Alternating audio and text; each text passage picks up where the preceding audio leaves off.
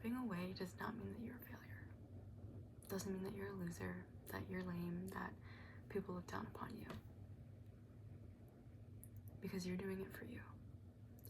You are walking away from a relationship, friendship, job, career, hobby, thing that you once loved and had passion for. Because you don't enjoy it anymore. You don't have love for it anymore.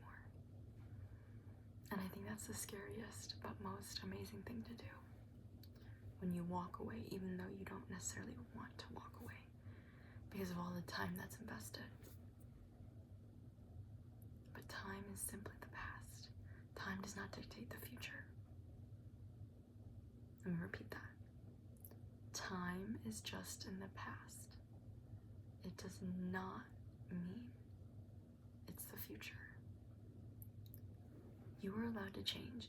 You are allowed to make different decisions for the future you, for your better, for the better. And when you realize that all you need to do is choose yourself, that goes out the window. Doubt goes out the window. Fear. All the things that could be having you stay within that same situation. It reminds me of a saying. It's gonna cost, it slipped me, but it's like, is your current self costing you more than your future self? Is the way that you're living more painful than you changing for the better? And I think so often that we kind of look at ourselves and we're like, man, what am I doing? Where am I going? Like all these different things, and it's just like, you just gotta chill. You just gotta choose yourself at the end of the day. Leave. And if you can't leave, then make a plan to leave. Get that security to be able to leave. I don't know what situation you're in. I don't know what hardship that you're experiencing. But just leave. You genuinely have to. Because your current life is costing you an amazing future life. I have so many examples that I can think of that change has been for the better. That leaving has been for the better. Like, for example, one of the people that I'm like close with, they no longer have the passion for swim. They didn't have it really freshman year. They didn't have it. And so their last year they left. They're not gonna do swim anymore. And they would ask me, they were like, parts of me will miss it, but then parts of me doesn't want to. Like, I just want to be able to have freedom my last year. Like, they want to be able to, like, spend their time in a way that doesn't cause them to, like, hate what they do. And it's like, if you get to the point of hating what you do, it's not worth it at all, no matter how much time you put into it.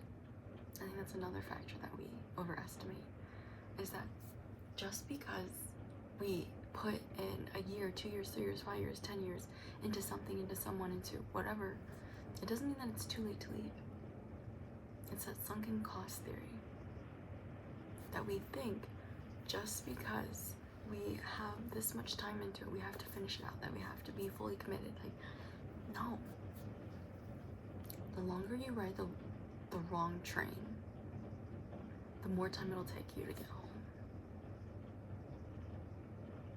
The more time, and you realize, like, I guess, like, it just reminds me of, like, if you're watching a bad movie and you've invested like 30 minutes into an hour movie, don't finish it out. Like, don't finish it out. And if you've invested 30 minutes into a 2-hour movie, please don't finish it out either. Like, it doesn't matter. Like, time is just time. And take what is yours, and that is your time. Don't invest it into other people that you don't want to. Don't invest it into things that you don't want to say fully yes to. Because that's just not fair. That's just not going to be beneficial for you. And I think when we have fear of leaving a person or relationship after 10 years, like, there's someone that I know that they were in a relationship for 10 years and found out their significant other was not just, they were not loyal to that person. And they left. So often we think that just because we have loyalty to someone, or we had loyalty, it means that we have to stay. No. Leave. Because at the end of the day, like, you have to be happy with the way that you invest your time, and with whom and with what, and how you progress in life. You can't put that responsibility on other people. You can't. And I think when you realize that you can be miserable and you can do all these things, but like at the end of the day, you have some control to your life that could turn things around for the better. And that's up to you. And that's for you to do. And I mean, it's hard. It's really hard when you have been going through a lot, and it's really hard when you've been experiencing a lot of hardship and tragedy and a lot of challenges in life. But it's up to you to make those decisions in your life that you no longer want to be or do that thing again. And there's nothing wrong with admitting that you had love for something or someone and still saying, yes, I still want to leave. Because you've changed, they've changed, it's changed, the environment's changed. Like, just think about people who've left their job because of management when their company's bought out. One of my close family friends, they used to work for an engineering company that was private, and they said work environment, the company, the morale, great, they loved it. And then they got bought out by a public company. Everything changed. People got laid off, new people moved in, culture changed, people changed. He still was okay about his job, but he didn't love it. And he was offered either an early retirement or a not so early retirement, but rather a forceful retirement without the benefits. Like I said, change is gonna happen for you with or without you. And it might seem that change is gonna happen to you as well. For the worse or for the better, it's just how you take it. And I think when you take control back into your life, you just have to. You literally have to. You can't blame other people for the actions that you didn't take. And if staying is an action that you want to take but you're scared to, but the only thing that is holding you back is you, ask yourself, what would the best version of yourself do? What would they do? Because that is honestly the strongest person that you could imagine, is the best version of you. And then become them, and then be them, and figure it out. Like, it doesn't happen overnight, and it doesn't happen in a month, and in 3 or in 6 or in 12. It happens by you just continuing to choose you. And a little side note, if you're ever confused about what you want, if you're ever confused about decisions, ask yourself, what am I really looking for? Bare bone.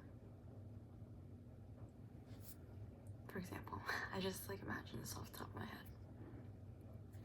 If you want something, if you are hungry, and you, I guess I'm just thinking of an athlete. Most athletes eat carbs. Okay, carbs, sugar, and fat.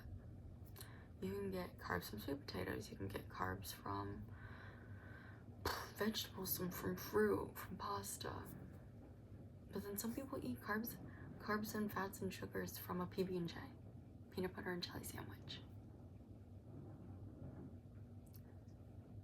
It really doesn't matter what you want, because sometimes somebody could have like ramen and some fruit on the side. Like, what I'm trying to get at here is like, once you know what you want,